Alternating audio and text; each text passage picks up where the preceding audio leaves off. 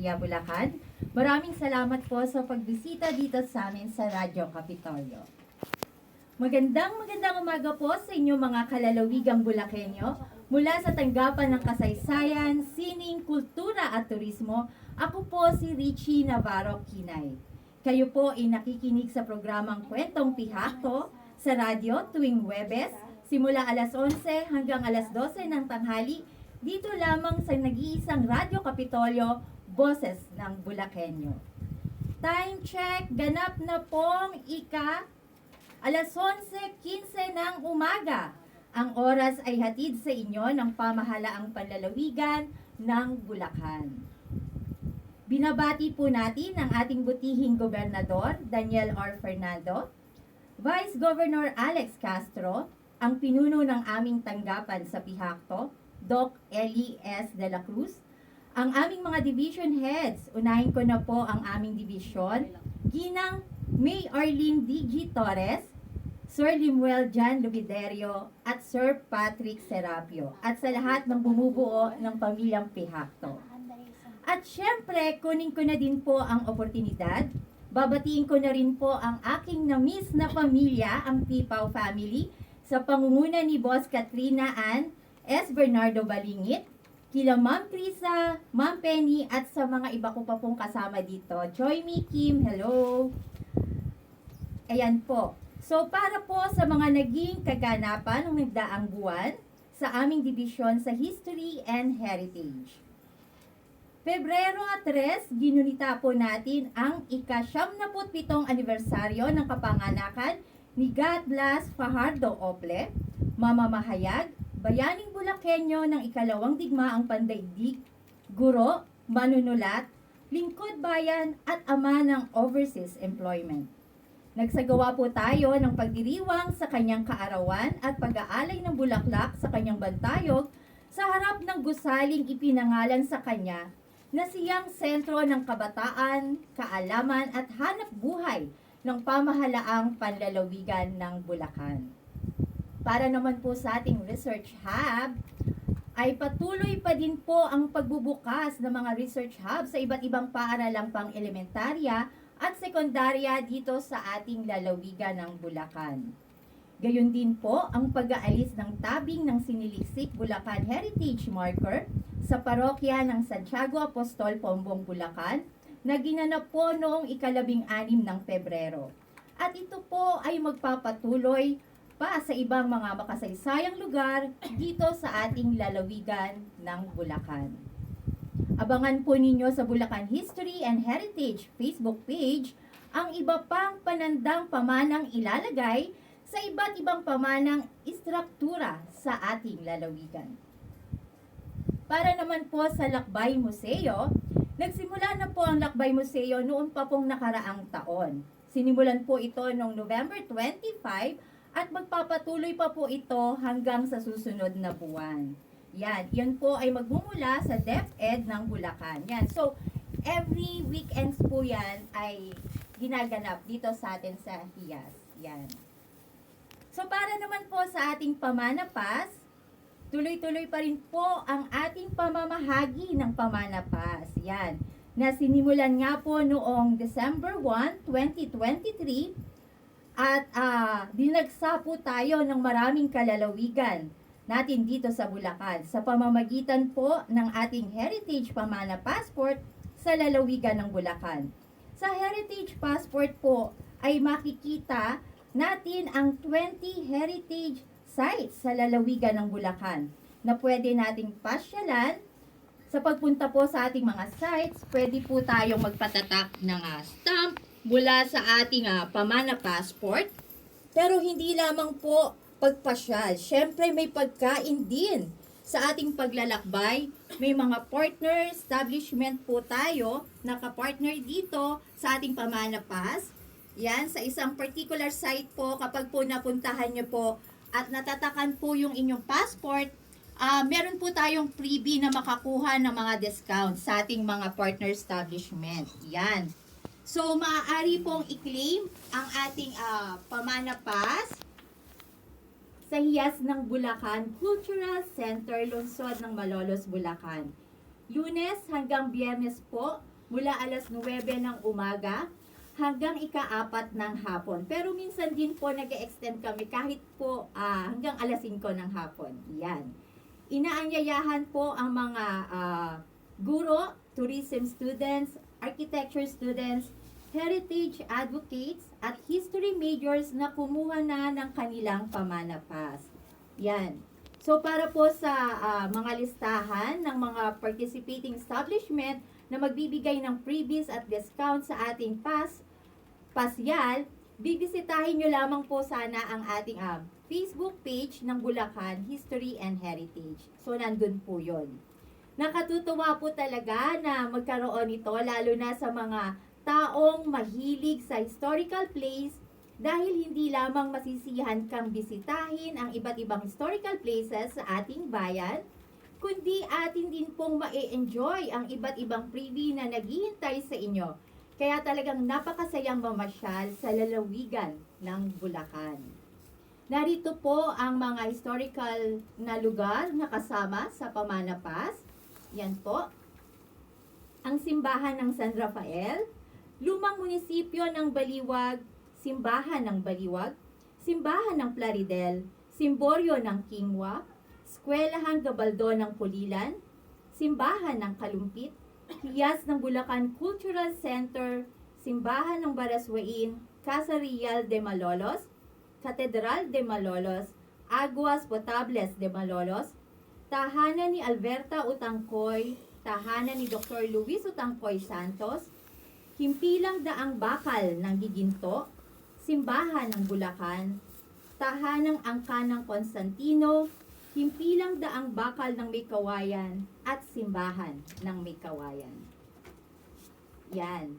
So, dadako naman po tayo sa ating pinakahihintay, ang ating DocuFest. Yan. Ang paligsahan po ay bukas sa lahat ng Bulakenyo na may puso sa pananaliksik at paggawa ng pelikula. Ang grupo ay bubuuin ng mga miyembro na lehitimong residente ng lalawigan ng Bulacan na maaaring magmula sa iba't ibang bayan, lungsod. Subalit dapat meron din pong isang residente ng bayan o lungsod ng itinatampok na festival. Ang Sinaliksik Bulacan DocuFest ay may dalawa pong kategorya. Ito ang junior at ang senior. So dito po sa junior category, ang mga miyembro ng produksyon ay kinakailangang may edad na 18 pababa lamang sa panahon ng pagtatala. Maaaring magsama ng isang tagapayo na nakatatanda bilang gabay sa produksyon. Mahalagang isaalang-alang ang kahandaan ng mga miyembro, lalo't higit sa mga mag-aaral na ipagpatuloy ang paggawa ng dokumentasyon hanggang sa pagtatapos ng paligsahan sa taong 2025. So para naman po sa senior category, ang mga miyembro ng produksyon ay may edad na kailangan po ay 19 pataas, bagaman maaari ring magsama ng mga kabataang may edad 18 pababa. Magkakaroon po tayo ng film pitch presentation. Ngayong buwang ito ay gagawin ng film pitch. Ang bawat grupo po sa pangunguna ng direktor at manunulat at mananaliksik ay maglalahad ng kanilang pananaliksik at documentary proposal gamit ang PowerPoint presentation sa itatakdang petsa at oras para sa kanilang grupo. May panel na susuri sa panukalang pagsasipelikula at pananaliksik. Magbibigay din po ng mahalagang puna at mungkahi ang mga kurado at maaari ring kumonsulta sa kanila ang mga grupo. Yan. Para sa ibang anunsyo patungkol sa DocuFest ay malalaman po sa mga susunod na buwan sa pamamagitan syempre ng ating Radyo Kapitolyo. So may mga babalik po tayong mga kasamahan dito para po sa mga additional na announcement. Yan. So para naman po sa iba pang mga announcement ng aming department, yan, mula po sa Department ng Arts and Culture, sa ika-12 hanggang ika-14 po ng Abril, gaganapin ang Sining sa Hardin, Bulacan Art in the Park at konsyerto ng mga artistang Bulakenyo sa ganap na ika-10 ng umaga hanggang ika-8 po ng gabi sa Capitol Mini Forest. Yan. So marami pong naghihintay niyan. So malapit na po.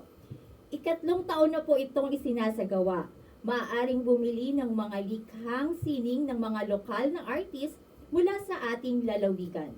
Gayon din ay matutunghayan ang husay at galing ng mga artistang Bulakenyo sa pagtatanghal. At para naman po sa dibisyon ng turismo, ito po ang kanilang anunsyo. Sa parating na Summer 2024, muli na namang dadayuhin ng mga nagagandahang resorts at private pool sa lalawigan ng Bulacan upang paghandaan at masiguro ang kaligtasan ng mga turistang bibisita sa ating lalawigan ay magsasagawa po o nagsagawa ang pamahalaang panlalawigan ng Bulacan sa pangunguna ni Gobernador Daniel R. Fernando at Vice Governor Alex Castro sa pamamagitan ng Provincial History, Arts, Culture and Tourism Office at Provincial Disaster Risk Reduction and Management Office ng Basic Aquatic Research, Search and Rescue Training noong Pebrero 27 hanggang Marso 1 ng 2023, nung nakaraang taon po, sa Villa Lorenzo Resort, Pulilan, Bulacan. Pauna nang binigyan ang mga kalahok ng DOH First Aid at BLS CPR training sa Clearwater Resorts and Hotel noong ika-20 hanggang 23 ng Pebrero 2024. Narito po ang ilan sa mga resorts at private pools na kasapi ng Asosasyon of Resorts Owners of Bulacan at Association of Private Pool Operators of Bulacan na lumahok sa nabanggit na pagsasanay. Villa Lorenzo Resort sa bayan ng Pulilan, Clearwater Park Resort and Hotels sa Gigito, Los Arcos de Hermano ng San Jose del Monte, Hacienda Galea Resort and Events Place sa lungsod ng Baliwag, Jade Farm and Resort sa Hagunoy, DJ Paradise Resort sa lungsod ng Malolos, Casa Luntian Events Place and Resort sa San Rafael, Inspirada Private Resort and Events Place sa Pandig. Yan po. At 4K Garden Resort, Long Meadows Country Resort PH sa Santa Maria. The Grass Garden Resort and Villas Eugenio's Garden Resort, Villa Emanuela Resort sa Plaridel. Yan, napunta na po ako dyan. Ang ganda. Gayon din ay patuloy ang pagsasagawa ng mga training at seminar para sa tourism frontliners at personnel sa iba't ibang panig ng lalawigan. Ilan dito ang Filipino Brand of Service na ibinibigay ng Department of Tourism.